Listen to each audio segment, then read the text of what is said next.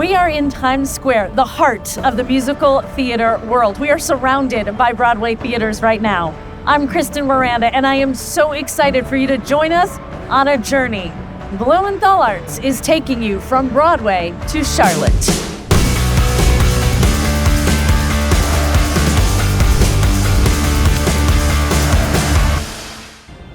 Welcome, everyone, to an extraordinary one-hour special. Blumenthal Arts presents From Broadway to Charlotte.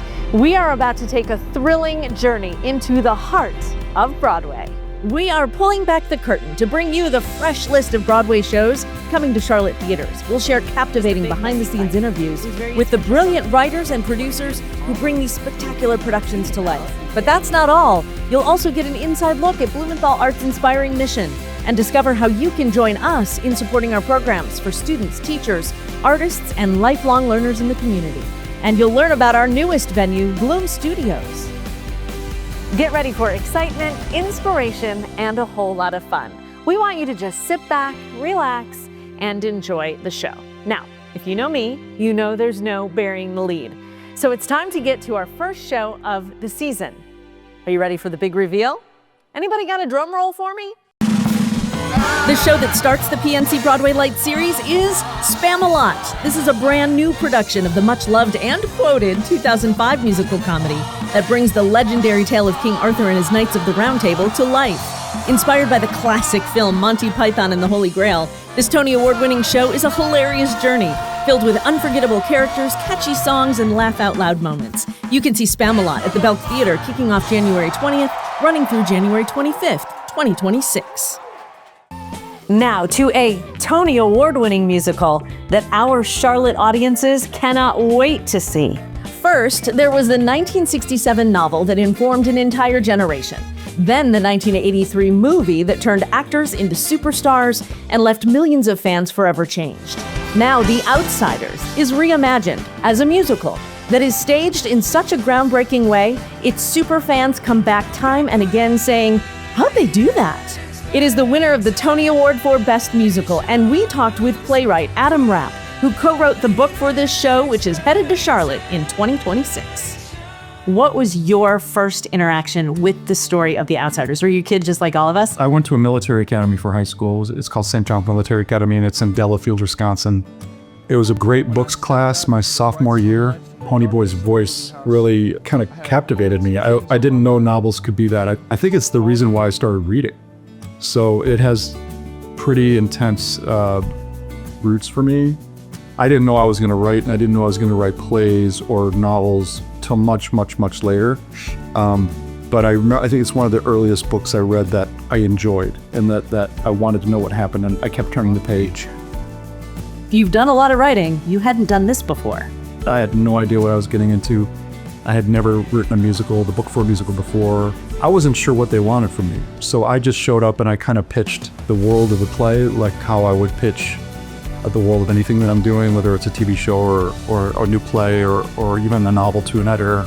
And I think they responded because I had such a personal connection. There's so many feelings in this show. This is a big feeling show, and it's unusual because it's a bunch of young teenage boys having all of these big feelings very openly in a room. What is the power in that? I mean, everyone around us at certain points were gasping, crying, having feelings as well. Susie Hinton, when she was writing it when she was 15 and 16, her gaze from a young woman onto she was inspired to write this novel because she saw a lonely kid in the cafeteria hanging out by himself, and that's where Johnny came from. You know, I've heard from a lot of people that like the reason why the novel works and the film works and our play works so much is because it's what women wish young boys could be. Because they're tough, but they're also expressing themselves. They're inarticulate, but they're emotionally striving. So we set a kind of a code for ourselves or a mandate for ourselves, which was the only time they're going to be able to sing is when they can't articulate what they need to articulate. And I think because of that, the stakes are raised. I want to talk about the rumble. Everyone sits up in their seat a little bit straighter if they know that's coming. I mean, that is something that people do not see on stage. And it could have simply been a fight, just a big messy fight. It was very intentionally not a messy fight. I also feel like music, all of a sudden, no music, and this big choreographed thing. Talk about the intentionality of that. Yeah, well, when we were writing it, it's one of my favorite moments in the movie is the rumble, and we were discussing how to score it, and then it was Justin Levine and I think we both said, well, what if we don't have any music and it's just the sound of bodies, fist detonating on bodies, and we have all this music and it's a musical, but let's take some crazy risk here and try to do something experimental and like tell the story of fighting through that. Now there are sound effects, and we have to have a certain amount of sound effects, otherwise the Coopermans couldn't create choreographic moments and have them tied to like trigger points, because the performers have to have those. But yeah, we made it a collective decision to just have it be no music, no score, just the sound of boys fighting. The thing that I remember writing was it should feel like a battlefield in some war, and all the boys should be covered in mud, and you can't even tell what a Soch is and what a greaser is, and then you see the greasers kind of slowly get up out of the muck. And they achieved that. Superfans in Charlotte know this show, they know it's coming, and they keep saying, how are they gonna do that? How are they gonna do that in Charlotte? They're gonna do it. I think we're gonna do full rain, full dirt, the whole thing. I mean, we have a big truck of dirt. It's not dirt, it's actually like ground up radial tires, essentially, is the same substance. It's just about getting the rain, the water tanks set up, and we're doing fire, the whole thing. These young men have become, oh my gosh, the first time I saw it, did stage door, it was like a boy band was coming out. Yesterday, did stage door, like 8 people deep, trying to see these kids. Talk about that thing that doesn't often happen, where you have these young men, probably many of them just kind of starting, right? It's the first big thing. Yeah. And their lives are changed by this. Yeah, all of them. In fact, they were all pretty much unknown. My little brother was the lead in Rent. Yeah, go ahead and name drop that. Yeah, so Anthony Rapp is my little brother. I was living with him when Rent came to be, so I saw something similar, right? I saw a younger generation of theater goers hitting the stage door. I had never seen anything like what's going on with our show. 1,100-seat theater, and it was mostly teenagers. And I was like, are they getting free tickets? Like, what's going on? And a lot of it was a 14-year-old kid with his mother. And that's what's so cool about what's happening. That there's a parent who read it in high school. Now their kid's reading it in junior high or high school, and they're going to see the show together. And these like little fiefdoms of fans would show up, and now they're like wearing the costumes. I could not have anticipated this. And the thing that makes me so excited is that a whole new generation of people are figuring out how to get to the theater. You can see Outsiders starting February 3rd, running through February 8th, 2026 at Belk Theater. And we are just getting started. Hey, have you heard of the Blumie Awards? Think of it as the Tony Awards, but for local high school musical theater students, produced by Blumenthal Arts. When we return, we'll introduce you to some former Blumie Award winners who are making their names in the Big Apple. And there are more Broadway Lights reveals straight ahead. You're watching Blumenthal Arts Presents From Broadway to Charlotte. Well, PMC, not just in Charlotte, but nationwide, believes strongly in the arts, and that it's very important to have a strong arts community in order to have a strong economy and a strong community. And so we have supported the Blumenthal since we've been in Charlotte for the past 13 years. And we really like to associate ourselves when we come into a new market with the best and the brightest, and certainly in this case, the Blumenthal represent that in the arts world. Welcome back. I'm Kristen Miranda, Chief Community Impact and Partnership Officer at Blumenthal Arts and total Broadway superfan. We are going on this Broadway journey together. And one of my absolute favorite shows of this season is next on our list. The musical powerhouse Suffs is coming to Charlotte. The decades-long fight of the women's suffrage movement may not seem like the right material for a musical, but the woman who single-handedly created Suffs says it was the ideal subject matter thanks to the way women fought for their right to vote. The 2024 winner of the Tony Awards for Best Book of a Musical and Best Original Score marches into Charlotte. I cannot stop thinking about my conversation with Shayna Taub, the brilliant writer who created a story that turns sideways what you think you know. I, as a woman sitting in the seat, was going, I thought I knew this story. I don't know this story. We don't learn it. It's not, and maybe it's changed, but I mean, I grew up in the American public school system, and it didn't make it to me. And it needs to be there because I think it's inspiring. And I had no idea that American suffragists were the first citizens in this country to stand in protest in front of the White House gates, an image we now take for granted, to march down Pennsylvania Avenue for a political cause. They were the first. They really blazed a trail in activism, and the movement was so theatrical. They all wore white. They knew the power of pageantry, the literal song and dance to shape a narrative to get their message across. So I knew that it could really be alive on stage, but most of all, the women that I was reading about, these very real women who lived that I never learned about in school, they really reminded me of my friends and my mentors, of a group of stubborn, complicated, passionate, driven, loving, difficult, all the things, all the many things we are, women who find a sense of joy and play in taking on a really hard challenge. And a musical would actually be the perfect way to tell this story.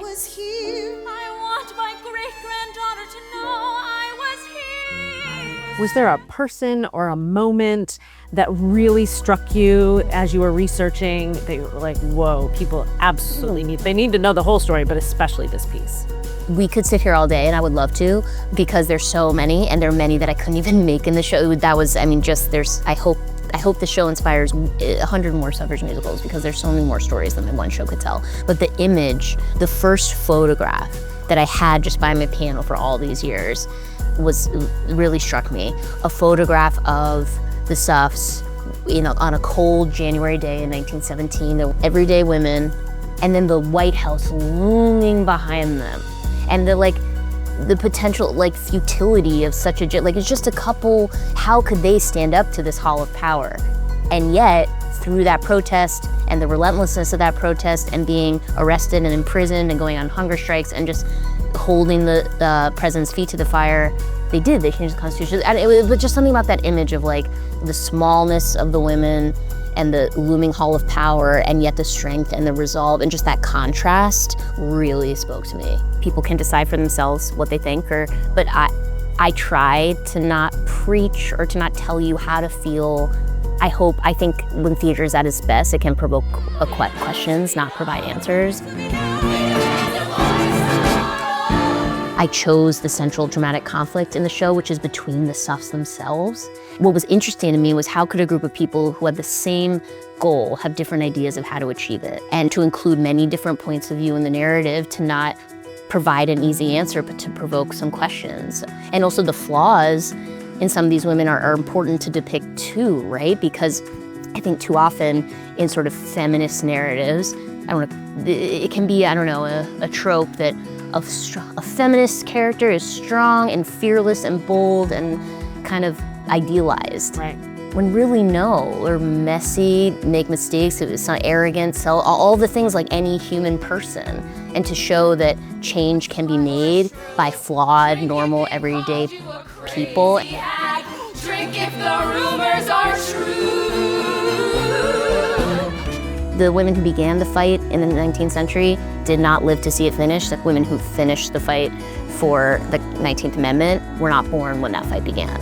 And then, of course, the 19th Amendment did not codify the right for all women to vote. We know that Black women faced so many struggles up until the movement in the 1960s. I hope people make a musical about that as well. And Native American folks, immigrants, you name, there's so many. How do you still fight for change and fight for what you believe in when you know that you may not live to see the result? Now that it goes on tour, what does that feel like for you? How do you cast that? Tell me about that process and the people that Charlotte will see when the show comes to our city.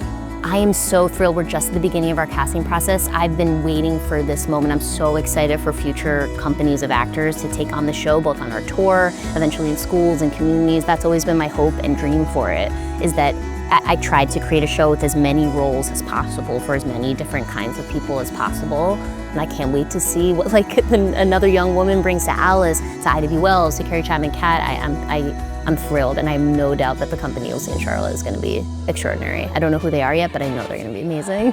I had to ask what she's doing next. Taub says she loved the experience of writing Suffs alone, but now she's working on 2 new shows in teams, and she says she loves that collaboration just as much. You'll be able to see Suffs right here at the Belk Theater from March 10th through March 15th, 2026. Blumenthal Arts is a not-for-profit organization working hard to make the arts accessible to everyone, encouraging individuals, businesses, and other partners to support our mission.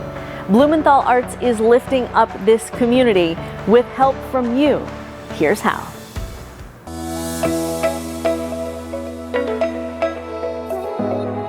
I think what we do is so important, particularly these days when people are feeling perhaps a greater sense of disconnection and isolation. I just think that sense of connection is so crucial, and we are in a unique position to provide that. I'm Tom Gabbard, President and CEO of Blumenthal Arts. Providing access certainly has been part of the dream here, and really for everybody. Hi, I'm Andy Maloney, Chief Education Officer at Blumenthal Arts. I promise, your stories are already amazing. My team is magical. And the great thing is we all do what we love. We wake up every day believing in the work that we do and knowing that it is actually changing people's lives. Once you work directly with a student and see that personal moment for them, it will change the whole way that you think about it.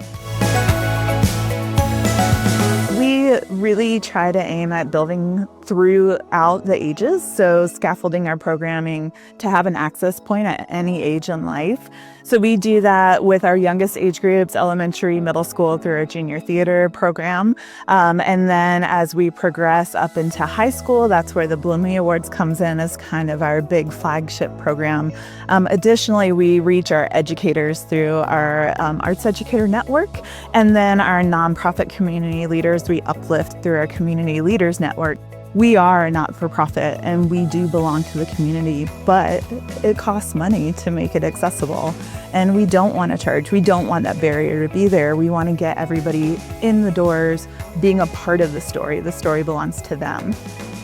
Every dollar that we receive, we are going to leverage to its absolute fullest. People have made a commitment of time and money. We take that very seriously. Many of our donors who are the most passionate about this are people who have had a chance to see the human impact of their gift. You can't help but feel proud as a donor, proud as an institution that we're impacting these young lives.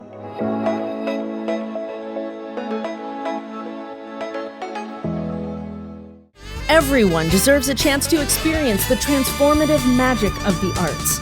And now is your chance to join us on our mission by scanning the QR code.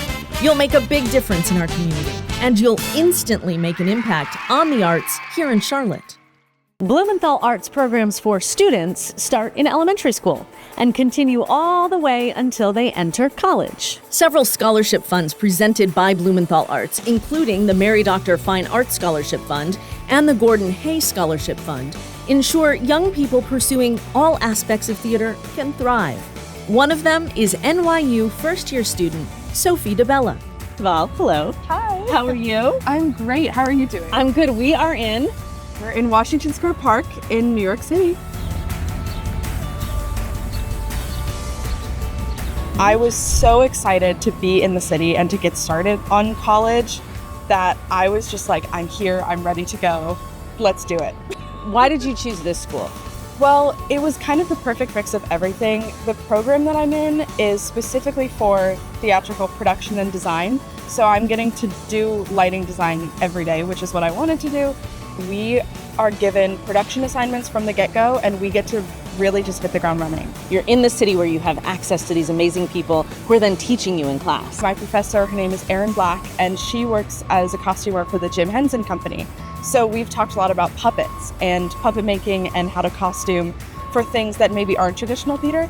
So we're actually getting to make puppets today in class. And I think I'm so excited. I think that's so much fun. I went to Central Academy of Technology and Arts. Which is kind of well known for being pretty awesome. Yes, I loved it there. I really, really did. I'm so grateful for CATA. At CATA, we were lucky enough to get to perform at the Bloomies for 3 years in a row, and I got to be a part of that experience, which is just, life-changing. It was so awesome. And then my senior year, I got to assistant stage manage for the Bloomie Award show itself. I was lucky enough to receive the Gordon Hayes Scholarship from the Blumenthal, which has made so many doors open for me that I never thought would happen. It's a $10,000 scholarship, in my case, for areas that aren't necessarily like traditional tuition scholarship. I'm hoping to get a job at ETC, which is the light board company, essentially, over the summer, and I need a place to live. And the money from the scholarship can sort of support me having that opportunity in New York over the summer. How important do you think it is that people understand what the Blumenthal is doing when it comes to raising money to help people just like you? Yeah, I think it's invaluable. I think there's so much talent in the arts, especially in Charlotte, and I've seen that firsthand and met them firsthand. And having generous people give opportunities to those students, I think it's one of the best things I think about Charlotte. Again, we are making it super easy for you to just scan this QR code. Remember, these programs only exist because you keep them afloat, and I have seen firsthand how they are changing lives. Now, are you ready to hear about the next show coming this season? We think you're gonna love it. Keep watching. Blumenthal Arts presents From Broadway to Charlotte. Welcome back. I'm Kristen Miranda, and you are watching Blumenthal Arts presents From Broadway to Charlotte. We are revealing our 2025-2026 Broadway season. And next up, it is billed as the most Tony Award nominated play of all time and the most Tony Award winning show of 2024. Stereophonic is not a musical. It's a play with music. The audience travels through the recording studio window to watch and listen as a band creates an album, getting a glimpse into the drama that comes with that. Crafting the band's signature sound is a guy who knows a little bit about band life. Will Butler, one of the founding members of indie rock band Arcade Fire. I met with David Adjemi, the playwright, before he had written a word. And it was just the concept. It's like, this will be in a recording studio, and we'll hear things we're not supposed to hear because the microphones are on. And there'll be something very intimate about it. See this band in the studio, and they just talk about the art they're making, and then they go to play the music and it cuts, and you just never see the album that they're making. And in this play, they go to do a take of a song and they play the song, and it's within the world of the play. It's not, there's a spotlight and people face out to the audience. Mm-hmm. And it's, besides that, they're in the studio, and we've actually built a soundproof recording studio on stage with mics that are accurate to the 1970s. And what you're hearing is from the speakers, it's what's going into the microphones. And so it is this, you feel like you're watching the Beatles documentary, Get Back or something, like you're a fly on the wall in the studio. It was very important that the music that you see performed is actually performed. And it's a high wire act. Like, you feel it in the room because it's live, and that's kind of why you're there, because the music cracks the world open, and you actually see the emotional world of the characters in a way that their words can't express, and the music does it. And then it closes back up, and you're back in the room, and people are jabbering at each other and fighting and making peace and fighting and smoking cigarettes all the time and just trying to live. Talk about the inspiration for the music, because it is set in a time. So where did all of that come from? How did you decide how this group of musicians sounds, that kind of thing? So the play takes place in 1976. It's a year, it's from basically summer 1976 to summer 1977. And they're basically a pop band or a rock band. And that was a world that I genuinely didn't have a lot of familiarity with. And so I leaned into learning the history of these people and imagining what they were trying to make, and then trying to make that, as opposed to getting the top 10 records of 1976 and just trying to copy them. It was more like, what were they listening to when they were 10? What were they listening to when they were 15? Talk about why people are terribly obsessed with band dynamic. Yeah. Why do you think that is? Why do you think we're so interested in that, what happens behind the doors that we can't see through? I don't know. I feel it. I've watched all the documentaries. I watched the new Bob Dylan movie with Timothée Chalamet. Like I watch it all, and I'm finding it very compelling as well. But I honestly don't know. But I'm compelled by it the same. Where it's like, oh, I'll watch that Rolling Stones documentary. Oh, I'll watch the Yacht Rock documentary on Hulu. Oh, I'll watch the We Are the World making of documentary. Like, you know what I mean? It's just like there is something about it. What a gift to be able to then take it to North Carolina, to take it to Los Angeles, to take it to Seattle, to take it to London. And it's just such an interesting experience to see. And it's very different than watching a music documentary because you're not even, the actors are very good actors.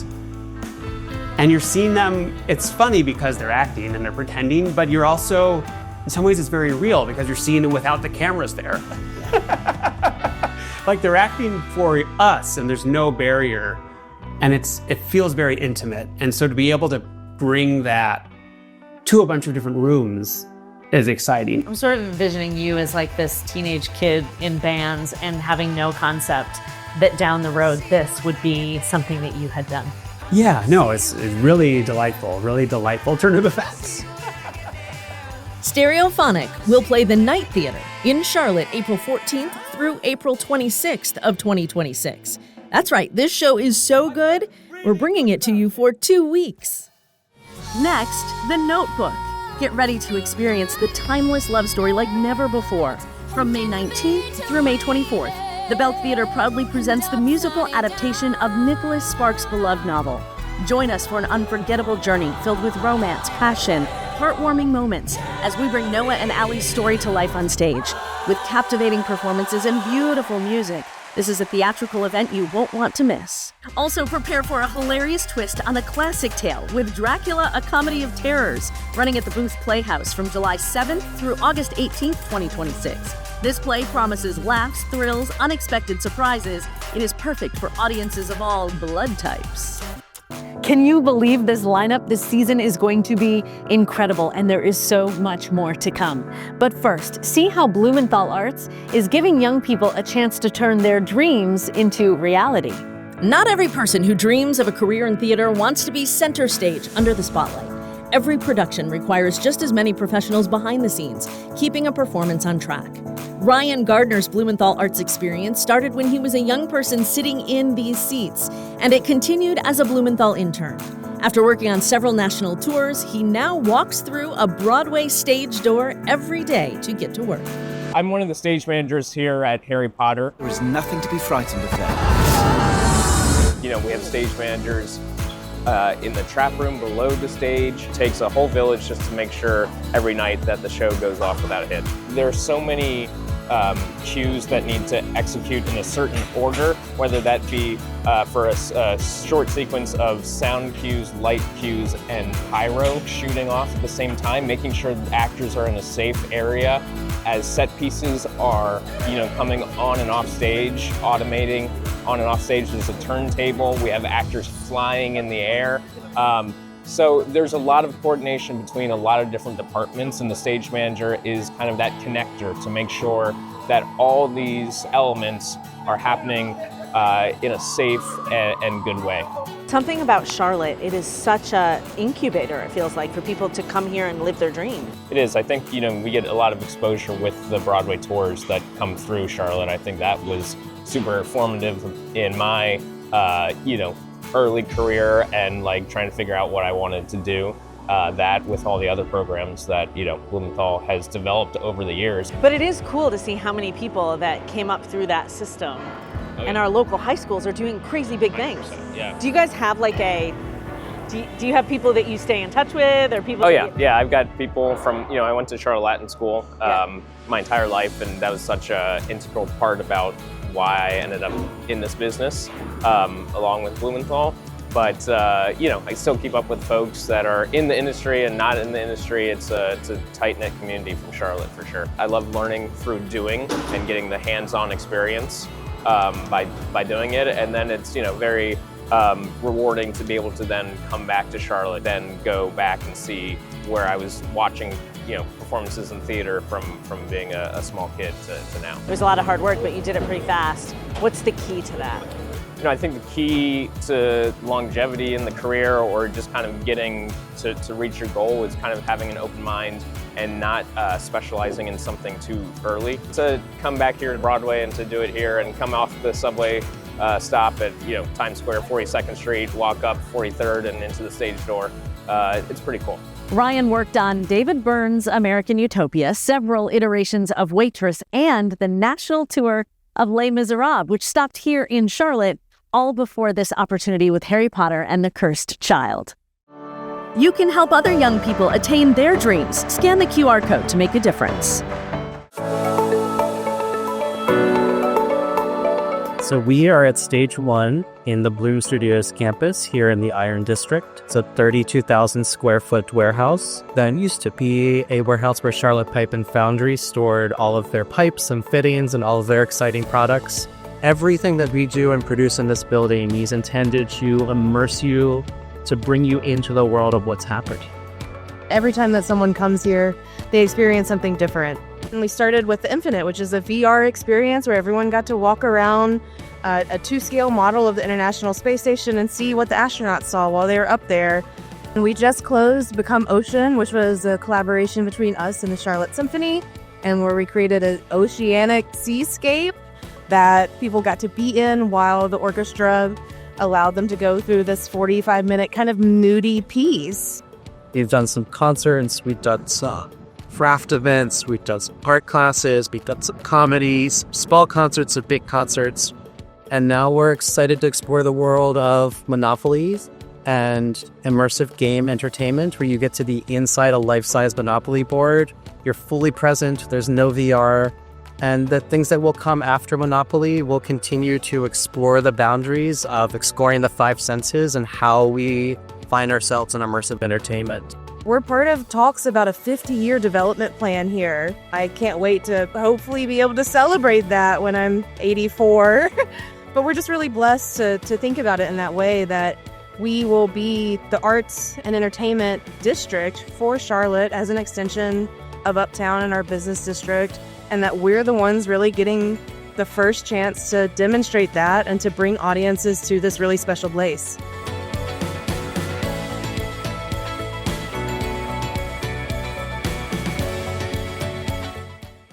Hey Blumenthal, I'm Thomas Labb, 2-time Blumie Award loser, and I just wanted to drop in to say hello and say thank you so much for all of the incredible educational initiatives. So much of who I am today was so shaped by all of the incredible programming at the Blumenthal, and so many of the wonderful folks that I love very much and work with here in New York are all folks that I met over the years at the Blumie Awards.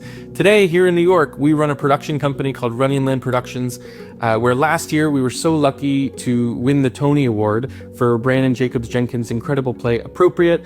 And then this season, this spring, we're so excited to be producing Kimberly Bellflower's new play, John Proctor is the Villain, starring Sadie Sink. And as always, we truly would not be able to do any of this without all of the incredible content and learning that we got from the Blumenthal over the years. So thank you so much, Tom and Andy. Thank you, Blumenthal. You're watching Blumenthal Arts Presents From Broadway to Charlotte. Welcome back. We are rounding the corner on our Broadway season lineup. Only 2 more shows left to reveal. You know, Hell's Kitchen isn't just a neighborhood in New York City. It is also the name of a Tony and Grammy award-winning musical from R&B superstar Alicia Keys. Opening on Broadway in 2024, the tour is now headed to Belk Theater. In creating this production, Keys wanted a collaborator who understood her, someone to help weave her music, new and old, into the story she wanted to tell on stage. She turned to playwright, screenwriter, professor, and finalist for the Pulitzer Prize in Drama, Christopher Diaz. Alicia Keys doesn't wake up one day and go, I think I want to do a musical, and then 8 months later it's on the stage. True. So how did this come to you? Well, Alicia Keys woke up one day and said she wanted to do a musical.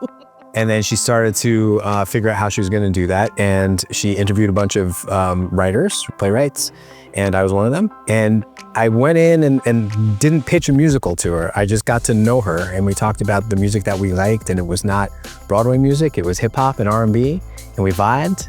And, you know, when you are working with somebody that you trust and that you feel good with, it makes everything so much better. Once you get through these doors, it's like all of New York City is singing to you. Alicia wanted to do a show about growing up in New York City, actually growing up 2 blocks from where we're sitting right now.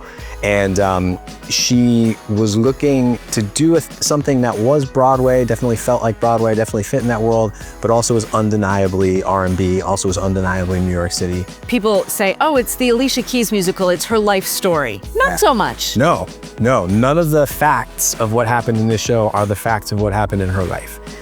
She did have, you know, a single mother who was raising her, again, right around the corner from here. The only thing I'm ever thinking about is you. And was suffocating her. She felt suffocated, although her mom, Terry, will tell you she was not quite like Jersey in the show. So she had a lot of the characters. The characters are all based on people that were in her life for a moment. They're usually amalgamations of people, but we had to make a bunch of changes from the very beginning. And Alicia said, from that very beginning, she didn't want to do that kind of musical, that great kind of musical where people look at the life as a retrospective of somebody's career. She's in the middle of her career when we started working on this. She's in the middle of her career right now. This is just a small moment. It takes place over the course of about 3 months in the life of a 17-year-old girl in New York City. And it's, you know, inspired by, but definitely not the story of Alicia Keys.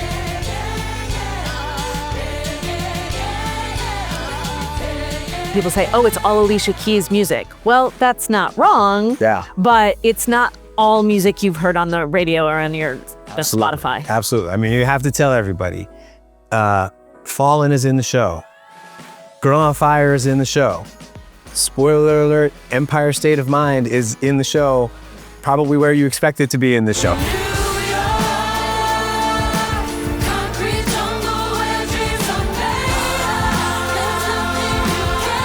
There's also 4 songs written brand new specifically for this piece, and there's a bunch of songs that are from her existing catalog that you may not know quite as well, or songs that you do know very well that we've completely revised and played in a whole different way. This feels like it's set in another time, but it also feels like it's set today. Was that intentional? I think so. I hope so. Yeah. I mean, we wanted it to be in the 90s, which is when we both grew up around here. We wanted to capture that particular time, but it's also timeless. I mean, her music is timeless. There's such a diversity of characters in this show. I also feel like not the city of New York necessarily, but life inside a New York City apartment building is a character in and of itself. Yeah. I loved the effect of the elevator and just walk me through the building itself as a character. So the building is what she wanted to write about the most when she got here. She grew up in a building, I keep saying, right around the corner from here called Manhattan Plaza, which is artist housing. And not only did she grow up there, folks like Timothée Chalamet grew up in that building. Like all these like incredible New York City performers, many of whom have gone on to become successful in different kinds of ways. And for Alicia, she says that's so foundational to who she is. And listening on the staircase or listening in the elevator to just like what was going on in these apartments made her musical, made her artistic, made her theatrical. We have a really important Charlotte connection here. Okay, I've been waiting to hear about this. Yeah. Ready? So, Philip Fountain Richard. Oh my God, yes. Amazing. Philip, we're from Blumenthal. Can you say hi to Charlotte? What's up, Charlotte? How you doing? I got the Panther jacket on. You already knew it. Good deal. Good to see you. So talk to me a little bit about him Yeah. and this process for him, because he was a kid really when the Charlotte musical theater audience first saw him, and they have seen him grow and grow and grow. Oh my God. So Phil is new to the company. He plays a role called Nuck, and he's a love interest in the show. And, it's an interesting role for us because it is just like we were talking about, that what do you get to do on Broadway? And Phil's just in the whiz, and Phil's, got this incredible Broadway voice. And he also, he makes his own music, makes his R&B music. And so to find somebody who could come in and do this stuff, who could convincingly play the tough guy, but a tough guy with a heart of gold underneath, with, so many levels and so many colors underneath. When he came in and joined us, he's one of the first replacement cast members here on Broadway. When he came in, it was just such a perfect fit. He's been with us for quite a while now, and he's just like such an important part of the team. That's fantastic. I'm so glad that that's the connection. I don't want to give anything away, but as a writer, you didn't wrap everything up in a pretty bow for me. No. No. Intentionally, and I actually loved that. Walking out, I felt more, I think, than if I had it had all wrapped up in a pretty bow. I'm glad. You know, yeah, it's we're talking about a young person coming into their own. That's not pretty. It's not neat, and it's not tied up in the end. We're all just trying to get close to the people that we love. pain. Do something with it. My favorite thing, sorry, is to make moms and daughters sit next to each other in the theater and cry their eyes out together.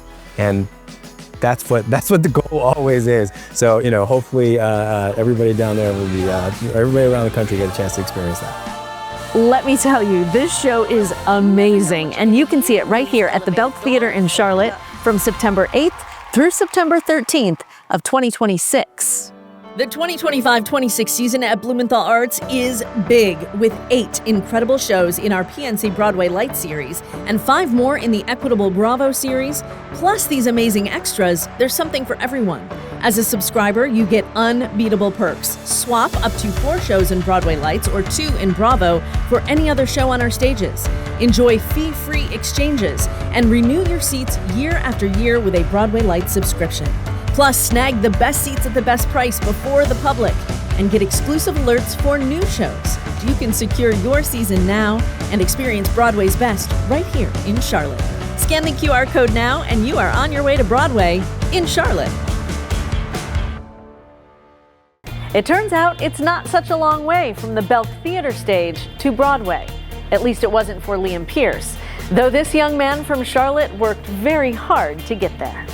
Now most nights, you'll find him on stage at the Stephen Sondheim Theater in New York, playing one of the best-known literary characters.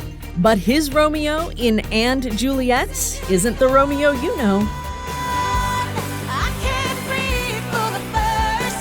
I come in guns a-blazing an hour into the show with Bon Jovi. So like I grew up doing the School of Rock program, which is like an after-school music program. There's one in Charlotte, there's them all over the country, and I grew up like singing rock music in bars and stuff in Charlotte.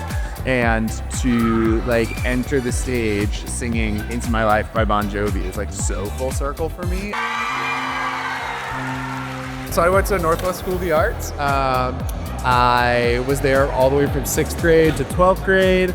I did the Bloomies all throughout high school. The castles, and I win a battle or two. What was that Bloomie experience like? Oh my gosh, the best. It was so much fun to like, because I knew a lot of people from doing like community theater in Charlotte and stuff, just like around the area. But like to have like all my friends not up in Glasgow, other schools like Cata and Providence Day and Charlotte Latin and all those like a bunch of different schools like come together for that week was so much fun. And like I remember my first time on the Belk stage. It was so. Yeah, what was that moment like, the first time on the Belk stage? I'm trying to remember when it was. I think it must have been, well actually the first time I ever was standing on the stage was in the national tour of Once Came Through, and they had a bar set up on stage as the pre-show. So I remember like standing on it. Whoa! And then my next time would have been teching our number for the Bloomies with Peter Pan when I was a freshman. And it's just gorgeous. Really cool to be like one of the many, because there's so many of us, one of the people who like did the Bloomies and like went through all like the Blumenthal stuff from my like age range, and to now be working here. And now to be the guy who the kids that are in the Bloomies now are going, I can do that someday. Do you think about that? I do. It was so cool to go back this past day and do that after I'd done How to Dance in Ohio. Building momentum, the very beginning. Building momentum, the energy spinning. Knowing I'm throwing my best chance away if I have to throw. But it's to do something that was so close to my heart and like a story that mattered so much to me, because this show about autism and I'm autistic. It was such a beautiful thing. Like I would not trade anything in the world for having that be the first show I did about. What would your message be to those high school kids in Charlotte that are thinking about, I hope I get to the Belk Theater stage, let alone end up here? What would you tell them? Oh my gosh, I'd say that truly like anything is possible, and that the main thing you have to remember is to always work hard and always be humble and always enter the room with a smile and not enter the room with any pretenses that you are better or more deserving. Like just like come in ready to learn, ready to grow, ready to fail, ready to make mistakes, and what is meant for you will come to you. Building momentum.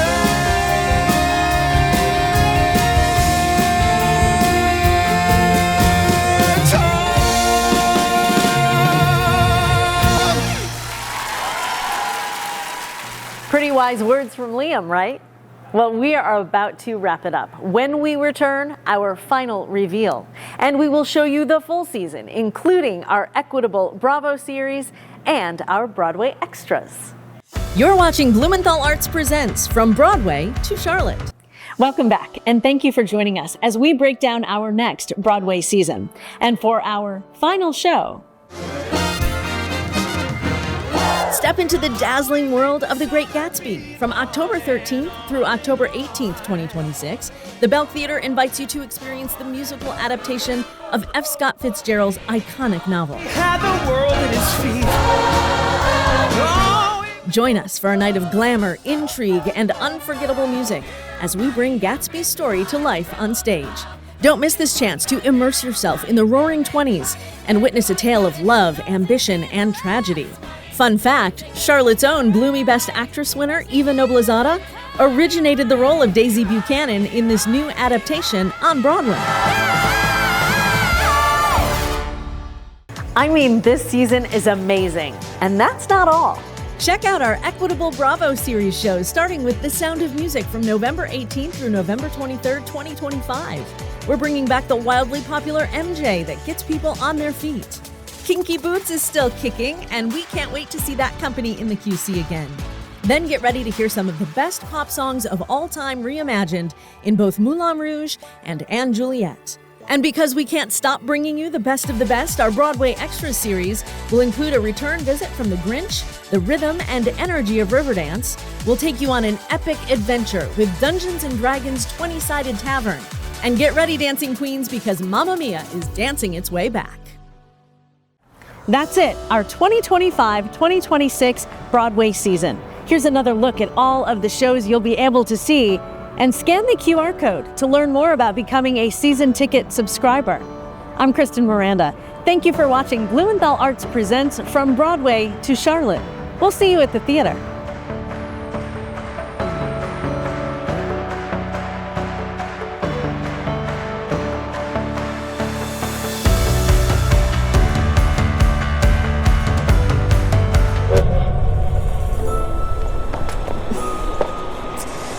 Hey, if you think this season sounds spectacular, wait until you see what we're hoping for the future. It's magical.